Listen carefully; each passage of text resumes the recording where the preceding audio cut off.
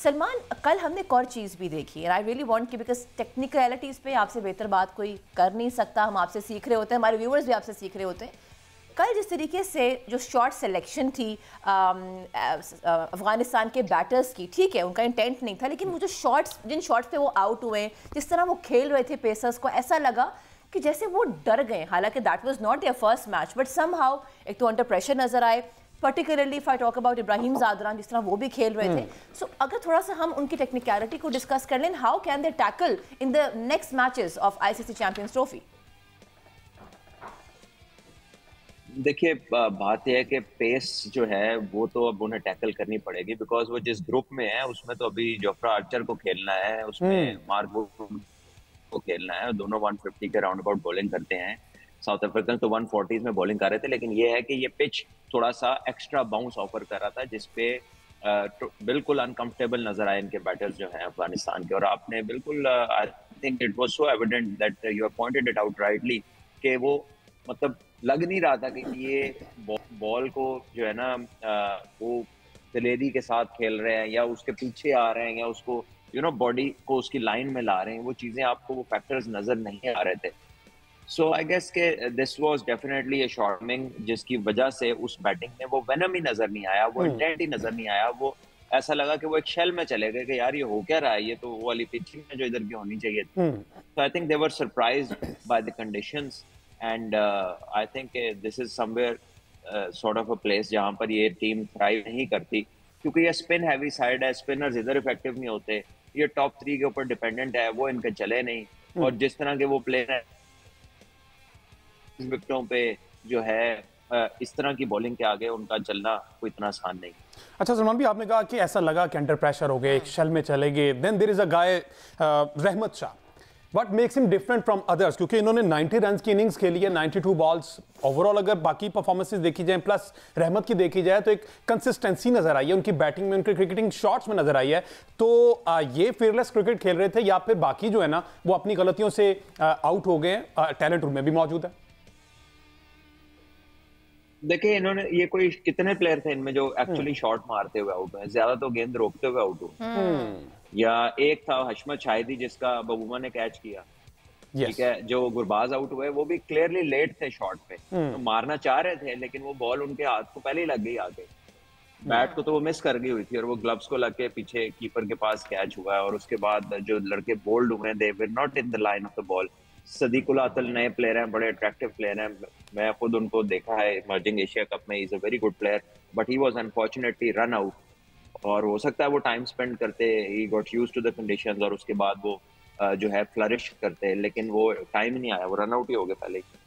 सो अगर हम आपसे पूछें कल के मैच के बाद उनके जो कैप्टन है और उनके जो उनका प्लेइंग 11 है, what is that one thing that they actually need to work on, because conditions are not going to favor, they have to they have to work on their technicalities.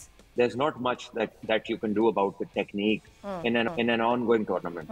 Technique जो development है वो तो off season में या फिर कुछ time लगता है उसको।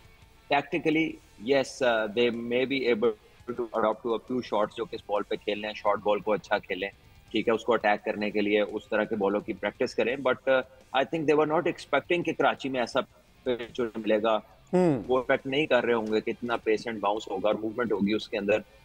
और आई think they were taken by surprise definitely, क्योंकि ये स्ट्रिप्स अभी रिसेंटली बनी है, ये पहले इस तरह नहीं होती थी strips. And you were also surprised, because हम सब भी सरप्राइज थे कि ये कैसी pitch. You weren't. I wasn't.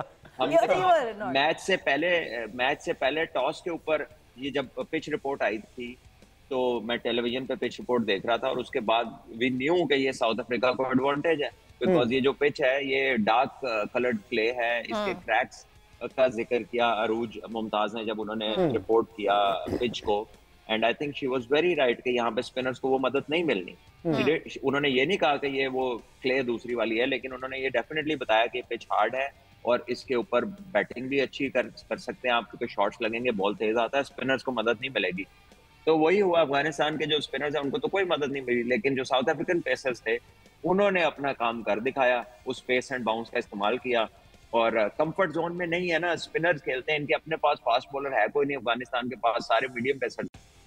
और वो नए बॉल पे अगर उनका दाव लग जाए तो लग जाए, पुराने पे फिर वो चीज नहीं रहती। 3 दफा तो वो नसीम शाह ने उनसे मैच जितवा दिया। And I think Salman is right, ये वाकई ऑफ सीजन की ही बात है, प्रिपरेशन, और इनको अपने फ्लॉस पता है हमेशा से ही, इनको अपनी बैटिंग की भी पता है, इनको अपने पेस अटैक की भी पता है। It's just I don't know why but they are not working on it. हमें पता है, हाँ। दूसरी टीमों को पता है तो उन्हें भी पता होंगे। एग्जैक्टली, लेकिन उस पर काम नहीं कर रहे। जस्ट लाइक टीम पाकिस्तान, पता सब कुछ है लेकिन उस पर काम नहीं कर रहे। बहरहाल भट्ट साहब, ये जो सेकंड ग्रुप है हमने देखा, इसमें बड़े फास्ट बॉलर, अभी हम कल रबाडा की बॉलिंग देखी है, जेंसन की बॉलिंग देखी, गिडी की बॉलिंग देखी, क्या फ्यूरियस, क्या पेस है। तो ये तो पूरा ग्रुप ही बड़ा तगड़ा है। इनमें सही कांटे का मुकाबला है ना। अगर जोफ्रा आर्चर की भी आप बात कर रहे हैं तो अगर इनमें से जो भी सेमीफाइनलिस्ट या फाइनल में जाते हैं तो दूसरे ग्रुप को तो खासा ये मुश्किल में डालेंगे।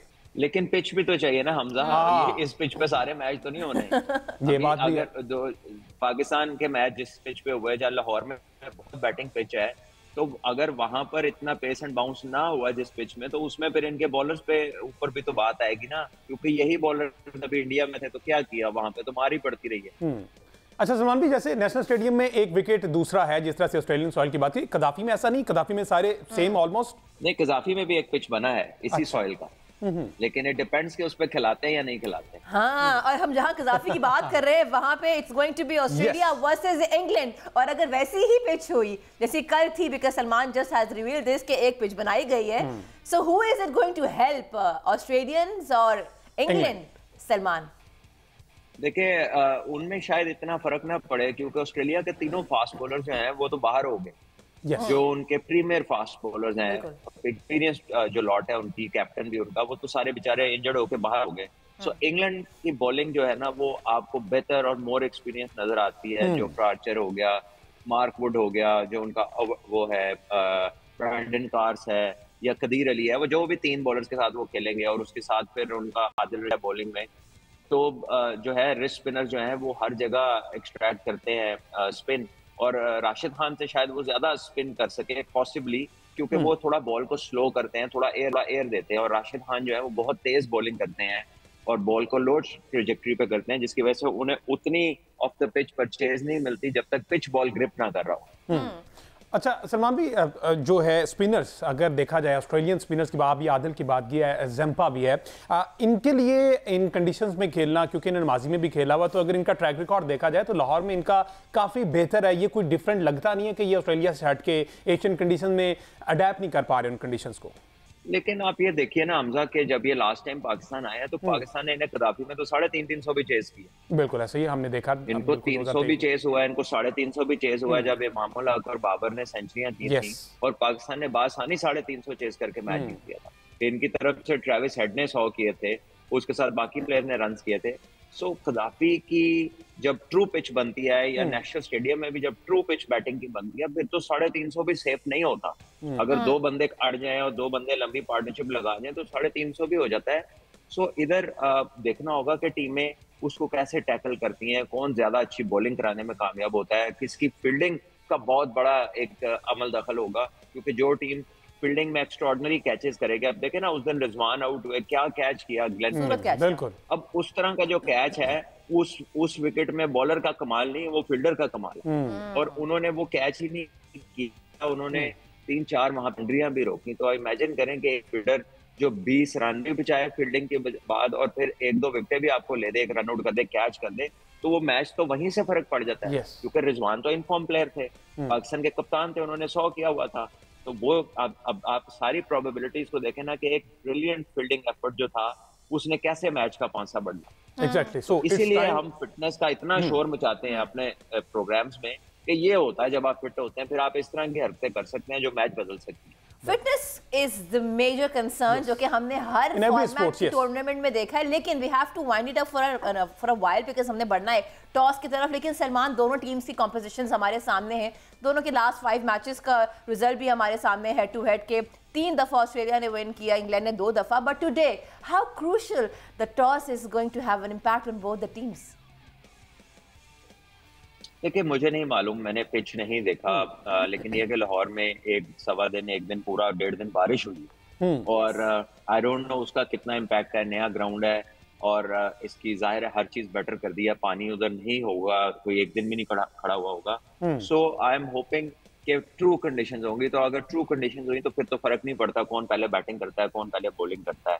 लेकिन मुझे लगता है कि because Australia has lost fast bowlers due to injury, तो मेरा ख्याल है कि थोड़ा इंग्लैंड का पलड़ा भारी होगा इस मैच।